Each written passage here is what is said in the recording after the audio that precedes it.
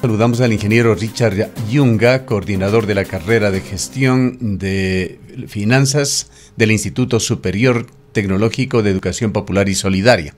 Ingeniero Yunga, muy buenos días. Acabamos de hablar con un experto economista, el economista Rivera de la Universidad de Cuenca. Habla sobre las amenazas y también ciertas oportunidades que pueden generarse en estos complejos tiempos que se están viviendo. Hay efectos macroeconómicos, efectos foráneos que están incidiendo en la economía ecuatoriana.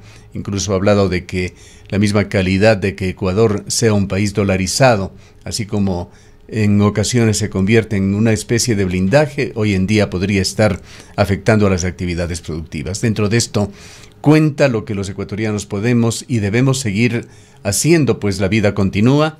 El Instituto Superior Tecnológico de Educación Popular y Solidaria dirige su trabajo, entendemos, a los jóvenes, a los potenciales emprendedores, y quisiéramos conocer qué es lo que se viene haciendo y qué ofertas está preparando esta institución.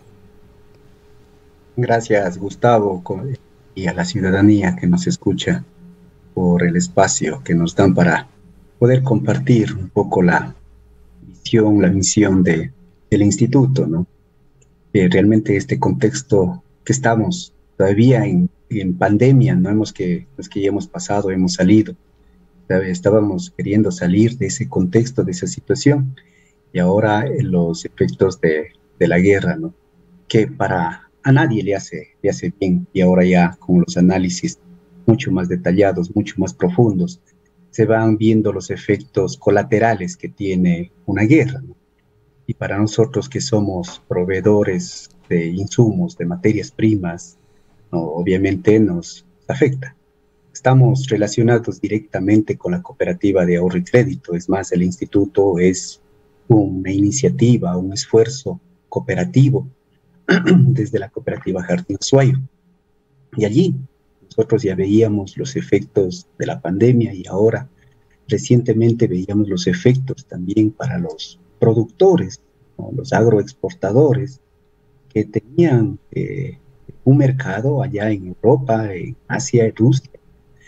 Pues ellos están afectados directamente, incluso ya solamente con el cierre del mecanismo SWIFT ya sentían su efecto porque no podían recibir sus pagos. Entonces allí, frente a esto, es cuando nosotros tenemos que vernos y ahora por dónde vamos y qué es lo que podemos hacer. Y ahí las iniciativas ciudadanas, las iniciativas populares, la asociatividad, la cooperación surgen nuevamente. Y creo que históricamente eso nosotros podemos ver, ¿no? Que plenas crisis es cuando la gente demuestra lo valioso o lo más importante de ser o de valorarse como ser humano, como persona. Hablábamos justamente en los diálogos previos, ingeniero Yunga, sobre la importancia de la economía popular. Parte de esto, sin duda, es el dinero de las remesas, que constituye más de un 3% del PIB del país. Correcto. Que viene no solamente para atender a las familias en sus necesidades urgentes, también buena parte de este dinero alimenta la economía ecuatoriana, va para la inversión. ¿Cómo, en su criterio, incide la economía popular en la situación general de la economía del país? Solamente para manejar algunos datos, ¿no? Una información que proviene de la misma Superintendencia de Economía Popular y Solidaria. Son 8.4 millones de personas que están registradas como socios de alguna asociación cooperativa, ¿no? que se reconoce como parte de la economía popular y solidaria.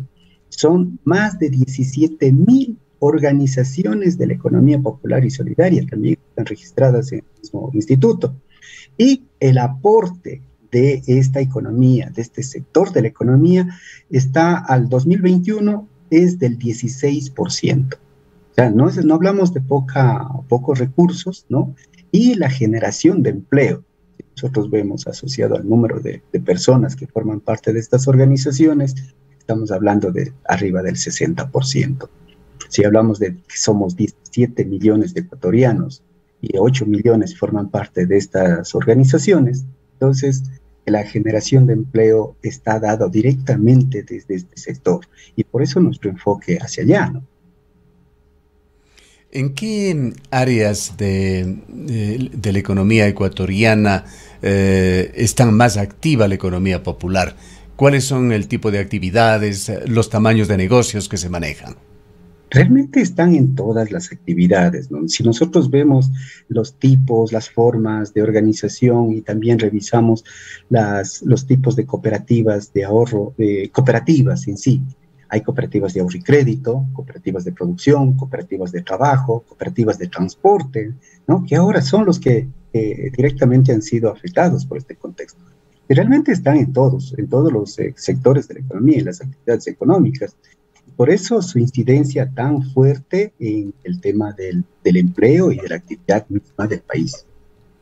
El gobierno nacional tiene un programa de créditos que lo hace con un interés del 1%, que lo maneja a través de Ban Ecuador. ¿El sistema de cooperativas tiene algo similar o ha podido de alguna manera involucrarse en estos proyectos gubernamentales que lo que aspiran en el fondo es reactivar la economía luego de la pandemia y ahora en este nuevo escenario mundial que se perfila? Claro que sí.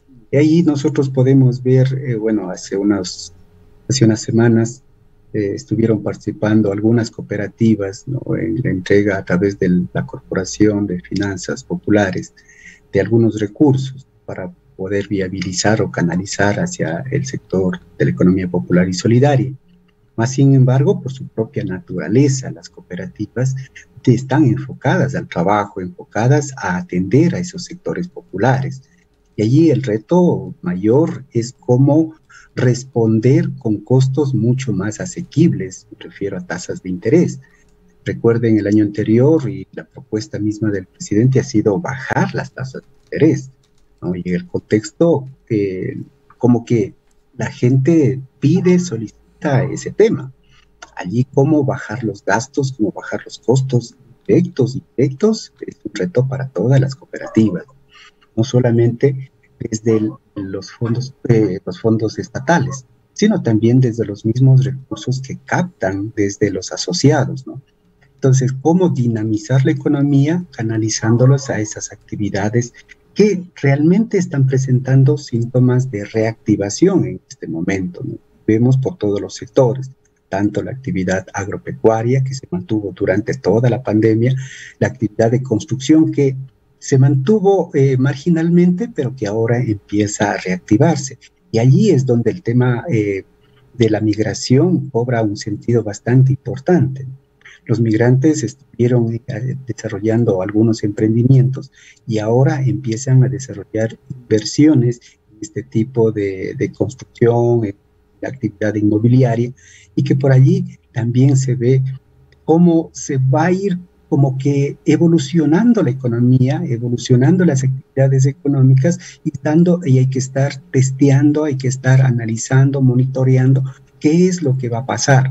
Incluso el flujo migratorio que vivimos el año anterior y todavía lo estamos viviendo hasta ahora, ¿no? Presentó una connotación bastante interesante.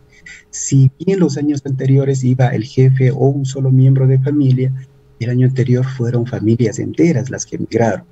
Allí hay que estar muy atentos a cuál va a ser el flujo de remesas. Probablemente los primeros años el envío para el pago de sus deudas, pero posteriormente habrá que ver cómo se comporta. Entendemos, ingeniero Yunga, que usted coordina y de hecho enseña también gestión de finanzas para pequeños y medianos emprendedores. Le preguntábamos a la economista Rivera hace pocos minutos qué consejo puede dar para el ciudadano común, el ciudadano de a pie. ¿Son tiempos para ahorrar? ¿Son tiempos para invertir? ¿Qué sugerencia puede dar a los oyentes que nos escuchan? Creo que ahí sí empezamos al tema de la educación financiera, ¿no?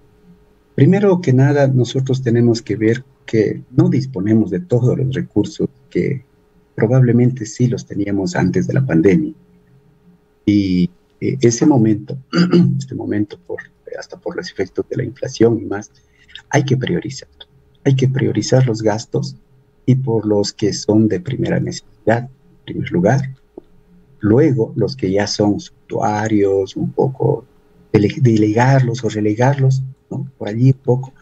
Lo otro, informarse adecuadamente de los costos, de los precios, comparar, ¿no? Cuánto es el costo financiero en las diferentes instituciones que están en nuestro contexto y sobre todo la tasa efectiva, ¿no? Que eso es importantísimo. Por un lado es la tasa nominal la que te muestran y por otro lado es la tasa efectiva la que realmente terminas pagando. En todo ese proceso de ahorro, microahorro, que a veces también se conoce como el apagar la luz, no desperdiciar el agua, porque al final todo eso se traduce en gastos, en costos, ¿no? Y obviamente la generación de empleo y de empleo de manera asociativa, que es hacia donde nosotros estamos abogando como instituto, a la generación del emprendimiento, pero no un emprendimiento tradicional, típico, individual, sino un emprendimiento asociativo, cooperativo. Bien, queremos agradecerle al ingeniero Richard Yunga, coordinador de carrera de gestión de las finanzas en el Instituto Superior Tecnológico de Educación Popular y Solidaria en la ciudad de Cuenca.